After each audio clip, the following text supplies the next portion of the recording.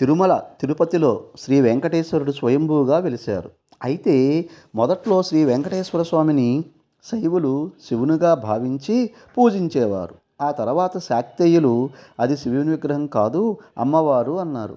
స్వామివారి నడుము వద్ద ఉన్న వంపు మరియు కిరీటం దగ్గర బయటకు వచ్చిన జుత్తును చూసి శాక్తేయులు స్వామిని అమ్మవారుగా భావించి పూజించేవారు.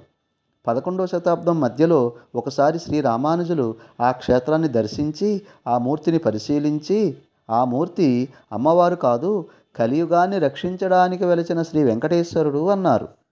కాదన్నారు శాక్తేయులు.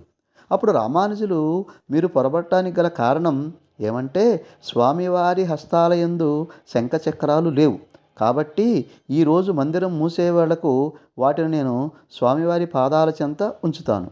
రేపు మందిరం తెరిచే సమయానికి స్వామివారు ఆ శంఖచక్రాలను ధరిస్తే కలియుగ ప్రత్యక్ష దైవం, కాదంటే మీరన్నట్లు అమ్మవారే అన్నారు రామానుజులు. సరే అన్నారు శాక్తేయులు.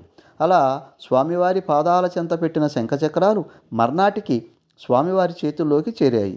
ఇక అప్పటి నుండి భక్తులు ఆ మూర్తిని కలియుగ ప్రత్యక్ష దైవం శ్రీ వెంకటేశ్వర స్వామిగా కొలుస్తున్నారు.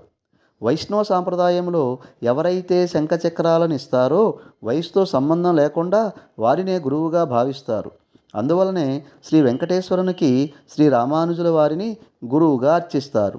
శ్రీ వెంకటేశ్వరుడు మనకందరికీ సకల సౌభాగ్యాలను కలిగించునుగాక.